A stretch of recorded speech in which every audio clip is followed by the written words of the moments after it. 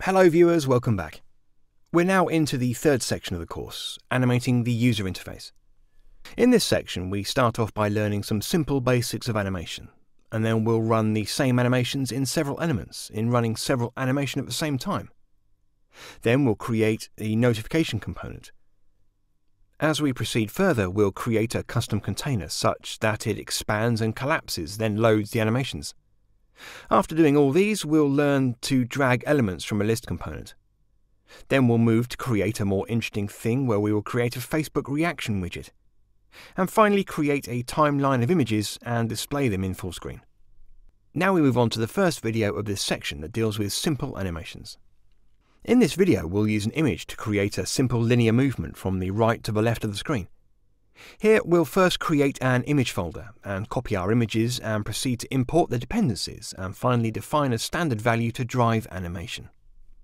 In order to provide a good user experience, we definitely need to add some animations to call the user's attention, to go from one screen to the other, to highlight specific actions, or just to add a distinctive touch to our product. Compared with hybrid apps using PhoneGap, animations in React Native are very fluid. We can animate many elements at the same time, and we'll get nice and fluid movements. There's a limit, of course. If we want to build a game and animate hundreds of elements at the same time, the frame rate will drop considerably, especially because each frame is calculated on the main JavaScript thread. To begin with, we need to create an empty app. We're going to call it Simple Animations. We're going to use a PNG image. Feel free to use any image that you want or download the one provided for this video, which is a nice image of a cloud. Then we'll create a source folder at the root of the project. Inside this folder we're going to need a main app.js file where we're going to write all the code for this video. We're going to animate an image, so let's create an images folder and paste our image there. Open the index.ios.js and index.android.js files and add this code. Here we're just importing the main app class. We'll use it to bootstrap the app. If you're using a different name when creating the app, please use it instead of Simple Animations. Let's import the dependencies for the main app class. The animated class will be responsible for creating the values for the animation. It provides a few components that are ready to be animated, and it also provides several methods and helpers to run smooth animations. The easing class provides several helper methods for calculating movements. We're going to use the dimensions class to get the current device size. This way we'll know the exact position at which to initialize the animation.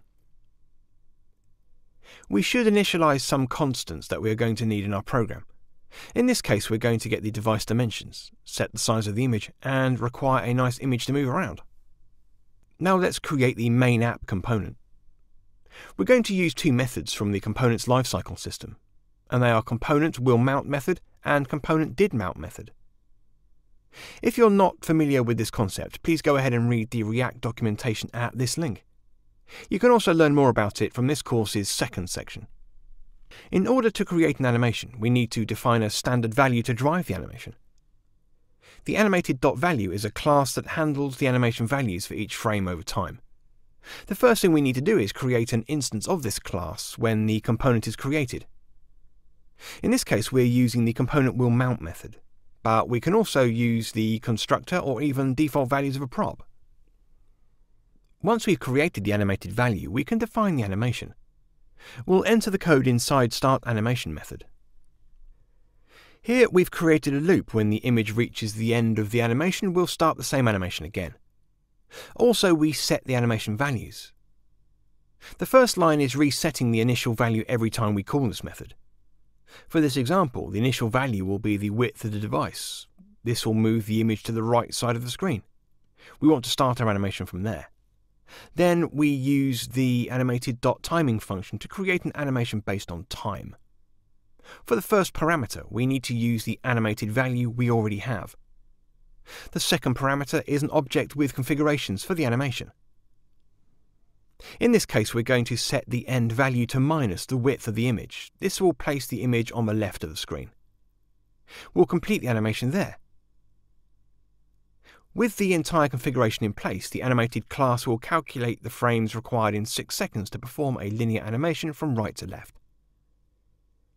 We have many other helpers. In this case, we're using a linear movement, but we could use an elastic or bounce movement as well. Once the animation is configured correctly, we need to run it.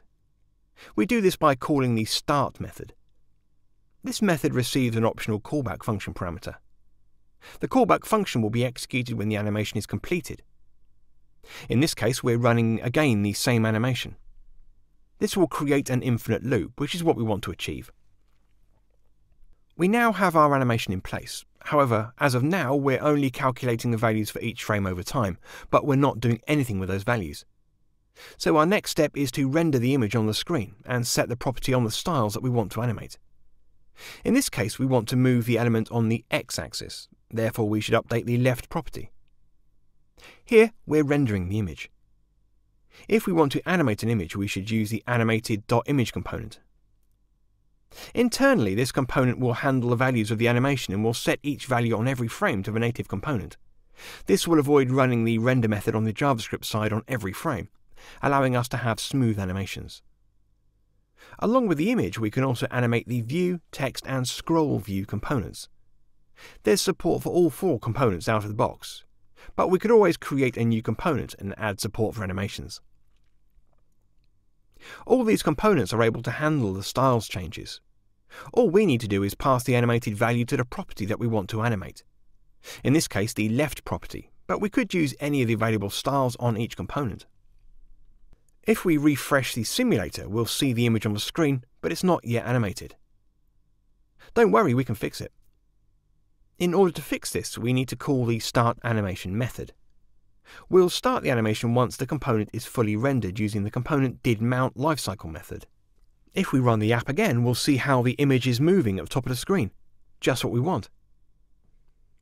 As we've achieved our planned output, why don't we add some styles to the image? In this code, we'll add the code for the required style. Let's now check the output. Wow! However, there are some limitations with the current implementation. For example, we need to do some additional calculations in order to use the opacity property or to rotate the image. Worry not, we'll cover that in the next video. In this video, we learnt some simple animations. Good start.